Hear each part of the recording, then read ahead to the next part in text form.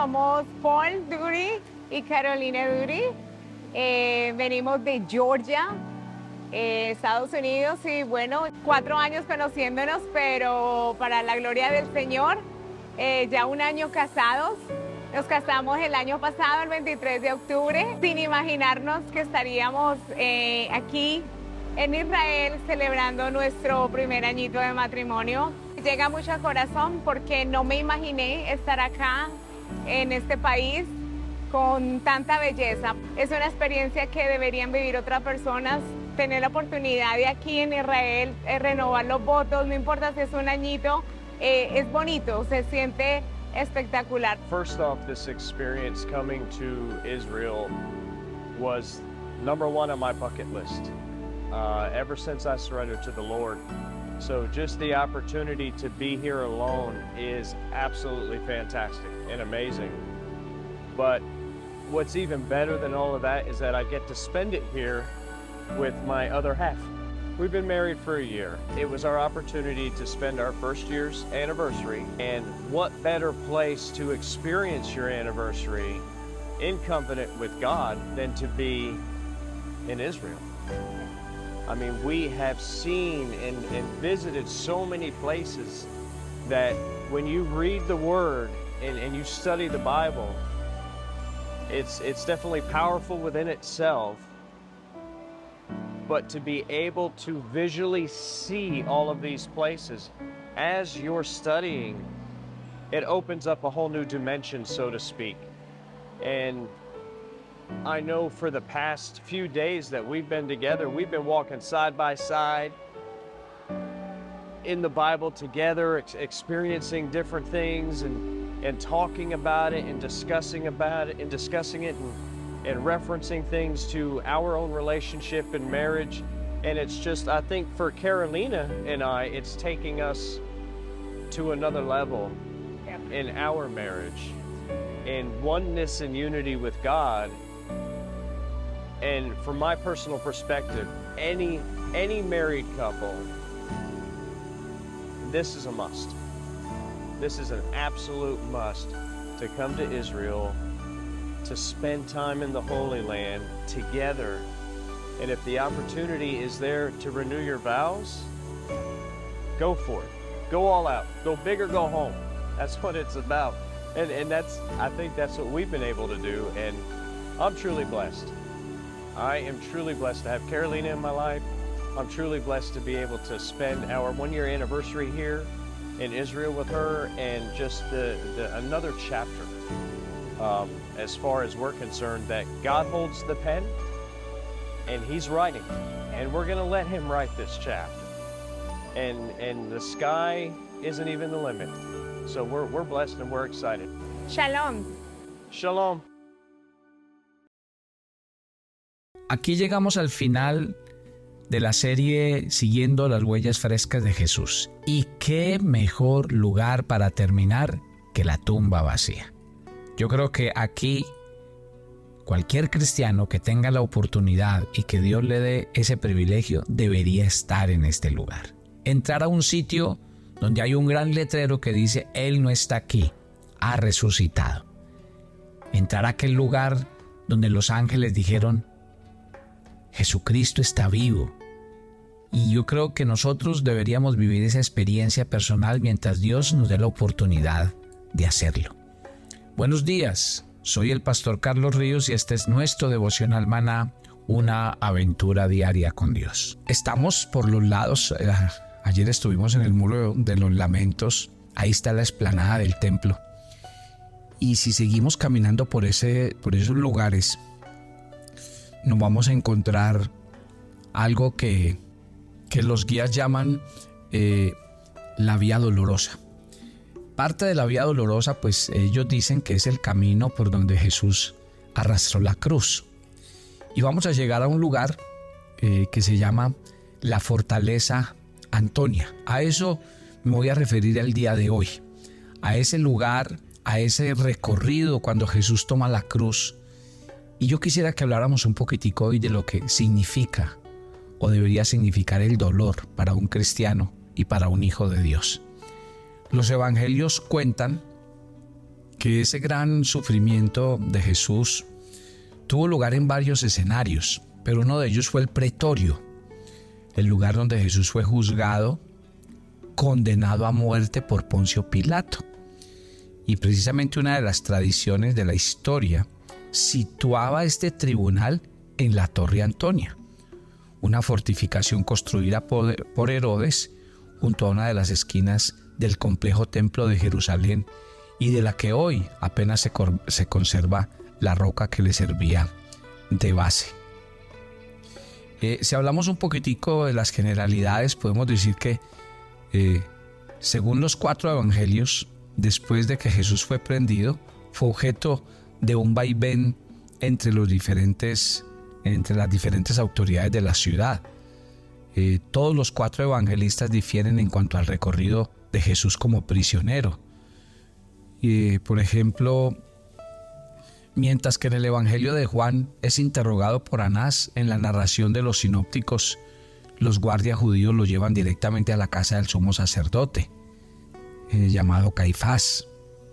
Y al igual que Juan, en resumen, es que el Galileo fue conducido ante Anás, el sumo sacerdote, Caifás, sumo sacerdote, y ante el Sanedrín. Pero lo fundamental, en lo que todos coinciden, es que Jesús fue llevado ante Poncio Pilato, la máxima autoridad romana. Marcos capítulo 15 versículo 1 dice: pronto al amanecer prepararon una reunión los sumos sacerdotes con los ancianos, los escribas y todo el Sanedrín, y después de haber atado a Jesús, lo llevaron y lo entregaron a Pilato. Mateo 27 del 1 al 2 dice que llegada la mañana, todos los sumos sacerdotes y los ancianos del pueblo celebraron consejo contra Jesús para darle muerte, y después de atarle, le llevaron y le entregaron al procurador Pilato. Lucas capítulo 23 verso 1: levantándose todos ellos, le llevaron ante Pilato. Y Juan 18:28, de la casa de Caifás llevan a Jesús al pretorio. Era de madrugada. Ellos no entraron en el pretorio para no contaminar y poder así comer la Pascua. Entonces, ese es como lo histórico que hay alrededor de aquel lugar. Ahora, yo voy a aprovechar este lugar y este espacio, como les decía, para que hablemos un poquitico acerca del dolor. ¿Qué dice la Biblia? La Biblia dice muchas cosas del dolor y del sufrimiento, pero básicamente yo creo que lo que la Biblia plantea es más bien de lo que Dios se sirve para enseñarnos, para formarnos y para tratar nuestras vidas. Los médicos dicen que la fiebre es una muy buena señal en el cuerpo, porque dicen que la fiebre, pues obviamente la temperatura alta en el cuerpo le puede avisar a los médicos que algo no está funcionando bien dentro del organismo, que algo está fallando y que la persona debe ser revisada minuciosamente, pues para descartar cualquier tipo de enfermedad o de situación crítica hacia el futuro. Cuando pensamos desde el punto de vista bíblico del sufrimiento, podemos decir entonces que la historia cuenta de hombres y mujeres que vivieron y pasaron circunstancias muy difíciles. Pero el sufrimiento, podríamos decir que hace su aparición con la entrada de la caída del hombre. Acuérdense que cuando Adán y Eva pecaron, el dolor, la aflicción entraron en las experiencias humanas básicas y en todos los resultados de la vida cotidiana. Entonces, dentro de la cosmovisión bíblica, el sufrimiento no es algo que tengamos que vivir para siempre, o que a veces solamente sea respuesta a que, digamos, el cristiano está haciendo las cosas bien o está haciendo las cosas mal. No. Todo dolor y sufrimiento, según la Biblia, es el resultado de la caída. Es una consecuencia de la noción bíblica del pecado. Y la Biblia describe esto como ese estado de sufrimiento y dolor, muchas veces como enfermedad y como cosas que han entrado al mundo y generan en los seres humanos toda clase de aflicción. En otras palabras, la Biblia tiene un punto de vista claro con respecto al sufrimiento.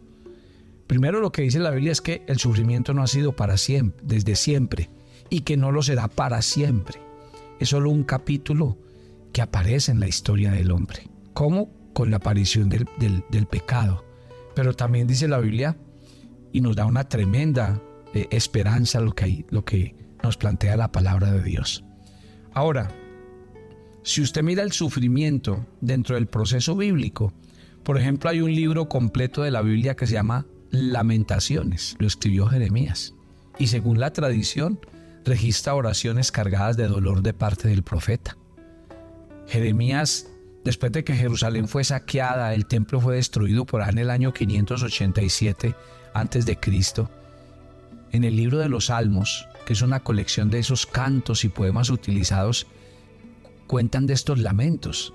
Mire que dice: cansado estoy de sollozar, toda la noche inundo de lágrimas mi cama y mi lecho está empapado con mi llanto, dice el Salmo 6:6.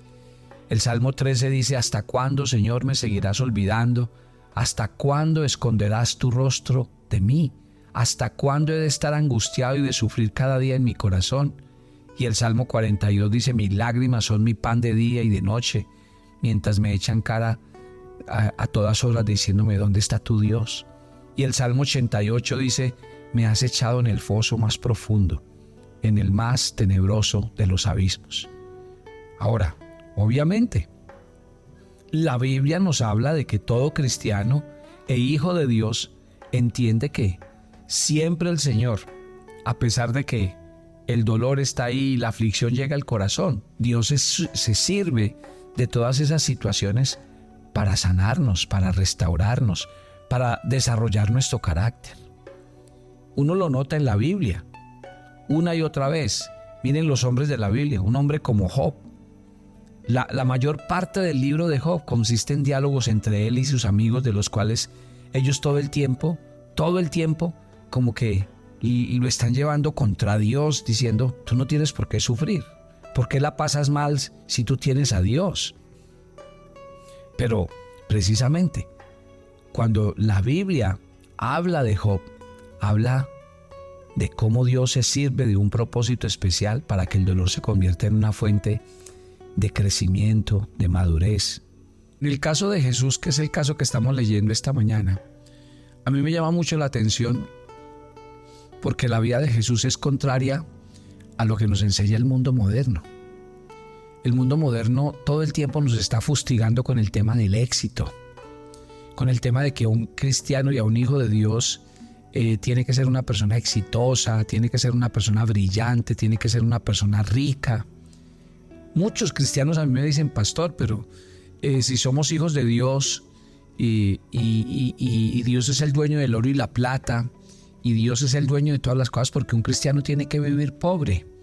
¿O porque un cristiano no puede ser rico y tener y con su dinero ayudarle a las iglesias, al cumplimiento de la gran comisión? Y como les digo, todos esos son pensamientos válidos. Todo eso que ustedes dicen tiene algo de cierto. A ver, ¿por qué no puedo pasar esto? ¿Por qué no puedo vivir en ciertas circunstancias? Pero yo quiero que ustedes miren el modelo de Jesús. Jesús era Dios y Jesús pudo venir a vivir aquí en una mansión y nació en un pesebre. Jesús era Dios y él, como Dios, pues le pudo decir al Padre: bueno, yo voy a predicar, pero quiero unas condiciones mínimas. Quiero estar cómodo, quiero ir de un lado al otro y dormir en un buen lugar. Ese no fue el ministerio del Señor Jesús. Ahora, la Biblia dice que Jesús se hizo pobre para enriquecernos a nosotros. Entonces, a ver, entonces vuelve y juega. No es que no sea legítimo que un hijo de Dios viva bien, le vaya bien, que Dios lo prospere, que Dios lo multiplique, pero ojo, tampoco deja de ser legítimo que un cristiano, muchas veces por el evangelio y por hacer las cosas bien, sufra. Y eso lo plantea el apóstol Pedro. De hecho, el apóstol Pedro dice: hay dos maneras de sufrir. Una, por necio. Y usted ahí no tiene nada que decir. Porque cuando la gente sufre enfermedades físicas por descuido de la salud, por malos hábitos alimenticios, de todo, cuando nosotros vivimos consecuencias económicas por ser infieles en el matrimonio, por no hacer las cosas bien, cuando las personas viven problemas y situaciones fruto de su pecado, pues el apóstol Pedro dice, pues es apenas obvio, porque la Biblia es muy clara y Dios no puede pasar simplemente de largo cuando sus hijos no se manejan bien, no hacen las cosas bien, no actúan de acuerdo a la palabra de Dios. El pecado tiene consecuencias, así nos guste o no nos guste oír esta palabra. Y esto no quiere decir entonces que Dios sea malo, no. Pedro dice, esa es la primera manera de sufrir. Sufrir por necedad, sufrir por pecado, sufrir por llevar la contraria. Y en eso pues usted tiene a la mano cómo deja de sufrir. ¿Y cómo lo deja de hacer? Pues arrepintiéndose de sus pecados, volviendo al Señor de todo corazón y poniéndose a su disposición. Pero Pedro dice que hay otra manera de sufrir, y es por el Evangelio, por llevar las buenas nuevas de salvación, por predicar el Evangelio. Entonces, no se equivoque cuando muchas veces uno ve a la gente sufrir y dice, ¿quién sabe qué pecado estará pagando este? O uno a veces lo dice de sí mismo, pero Dios, ¿qué pecado estoy pagando y por qué permites que en mi vida pasen tantas cosas malas y a veces las cosas no se nos den? No olvide, Dios tiene un propósito. Cuando Isaías habla del Señor Jesús en la profecía de Isaías 53, mire el título que le da el Señor: varón de dolores, experimentado en quebranto. Imagínense la hoja de vida de Jesús. La hoja de vida de Jesús, él fue un hombre que aprendió a sufrir hasta lo sumo, pero mire hasta dónde lo levantó Dios, hasta lo más alto, y le dio un nombre que es sobre todo nombre. O sea, cuando se sufre por hacer el bien, cuando se sufre por decir la verdad, cuando hay dolor y sufrimiento porque no es fruto de mi pecado, téngalo por seguro que eso tiene su recompensa. Y no es que nos hayamos vuelto masoquistas y que ahorita digamos, Señor, hazme sufrir porque el sufrimiento me hace más espiritual. No, claro que no, el sufrimiento no hace más espiritual a nadie. Simplemente estoy diciendo que cada uno en el dolor tiene que experimentar la presencia de Dios para que eso lo lleve a decir, bueno, esto me quiere formar, esto me quiere enseñar Dios. ¿Qué tengo que hacer yo para vivir ese momento y entenderlo como un tiempo en el que Dios quiere hablar y ministrar nuestras vidas? ¿Cuánto dolor, cuánto sufrimiento hay en su corazón? Evalúe esta mañana mientras oye este tiempo devocional. ¿De dónde viene mi sufrimiento? ¿De dónde viene mi dolor? Si viene por estar haciendo el bien, por servir a Dios y por cumplir la gran comisión, usted es un bienaventurado. Si viene del pecado, de malas decisiones, pues en sus manos está que usted tome decisiones. Jesús fue un hombre que nos enseñó que la riqueza no tiene nada que ver con estar lleno de cosas. Jesús nos enseñó que el dolor puede ser parte de la vida cuando lleva consigo el propósito de ayudar y de servir a otros. Miren a Jesús y piensen en eso. Y con eso su corazón nunca se va a dejar echar tierra del enemigo. Ore conmigo. Padre, gracias por esta mañana. Y yo hago una oración. Hago una oración porque sé que muchos de los que escuchan Maná sufren. Muchos de los que están escuchando a esta hora este devocional la pasan mal y tienen aflicción. Y muchos se hacen la pregunta: ¿por qué a ellos? ¿Por qué les ha pasado las situaciones que les han pasado? ¿Por qué han vivido lo que han vivido? Dios, permítenos entender que de cada circunstancia tenemos un ejercicio de aprendizaje. Usted y yo tomamos una decisión, porque la Biblia así lo dice, que el sufrimiento puede producir resultados muy diferentes en la vida de las personas, porque dependiendo cómo respondamos a ese dolor, esa misma experiencia puede ser a una persona amargada, mezquina, egoísta, pero a veces el dolor los sufrimientos y los momentos difíciles han hecho a las personas más dulces, más humildes, más pacientes. ¿Cuál es la diferencia? Que hay personas que no se ponen a decir por qué yo o por qué a mí, sino que realmente toman de cada situación un ejercicio para aprender y mejorar. Que Dios nos ayude. Yo creo que el mejor modelo es Jesús. Sufrió en muchas situaciones, no vivió ni con holgura ni con algo más allá. Aprendió a vivir de la manera que tiene que vivir un ser humano. Dios, gracias por esta enseñanza esta mañana. Gracias por hablarnos, por ministrar a nuestras vidas. Bendice a cada oyente de Maná. Habla a sus corazones y cada día enséñales.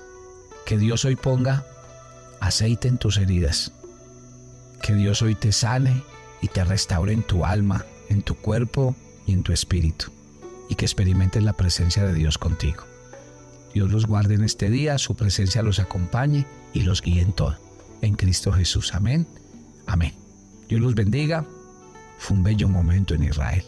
Y son momentos que vamos a ir a experimentar el dolor de Jesús, a mirar por dónde llevó esa cruz y por qué la llevó por cada uno de nosotros. Hay un lema que hemos sostenido a lo largo de los años. A Israel no va el que tiene, el que puede, sino el que realmente quiere y anhela, desea en su corazón.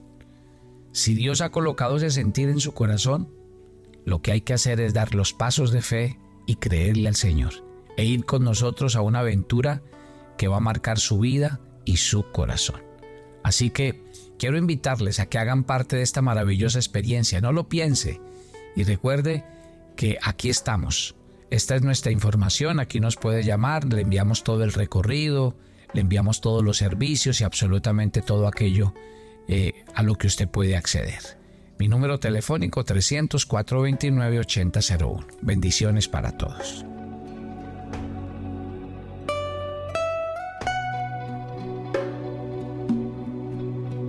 Tu agenda devocional Maná. Hoy es el día 158 en nuestra agenda y el pasaje sugerido para la lectura en tu devocional personal el día de hoy es 2 de Timoteo 3, del 10 al 15. Así como Pablo invita a Timoteo a seguir su ejemplo y no olvidar lo que ha aprendido, busca a alguien a quien puedas discipular y acompañar en su crecimiento espiritual, o busca a alguien para que te acompañe en tu proceso. Te invitamos ahora a que respondas las preguntas que encuentras en tu agenda, que te llevarán a conocer cada vez más a Dios y crecer en tu vida espiritual. Y para confirmar tus respuestas, visita nuestra cuenta de Facebook Devocional Maná o nuestra página web devocionalmaná.com.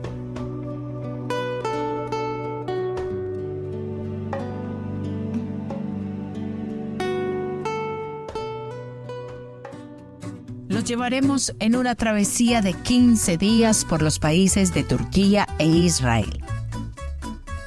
Visitaremos Estambul, Capadocia y nuestra amada Jerusalén. Estaremos en las regiones de la Galilea, el Mar Muerto y Jericó. Nuestros servicios, todo incluido, los mejores hoteles, las comidas servidas en abundantes buffets, entradas a todos los lugares descritos en el programa, todos los impuestos y propinas. Pero por sobre todo, un grupo de peregrinos donde usted nunca se sentirá solo. Siempre contará con un equipo de personas para atenderle. ¿Qué espera? Únase a nuestro grupo y conviértase en un peregrino a la Tierra Santa. Te invitamos a seguir las huellas frescas de Jesús.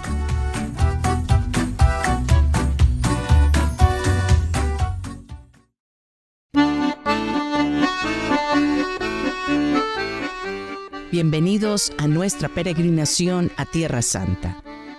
El Ministerio Maná te da la oportunidad de viajar al lugar donde siempre has querido, Jerusalén.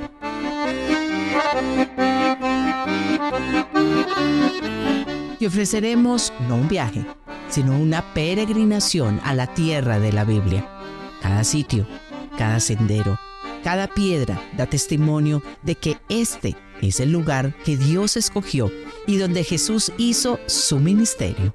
nuestra peregrinación a Tierra Santa que hace realidad el lugar donde acontecieron los hechos de los textos bíblicos que leemos cada día. Este año visitaremos Turquía e Israel. Nos deslizaremos por encima de las singulares formaciones rocosas de Capadocia.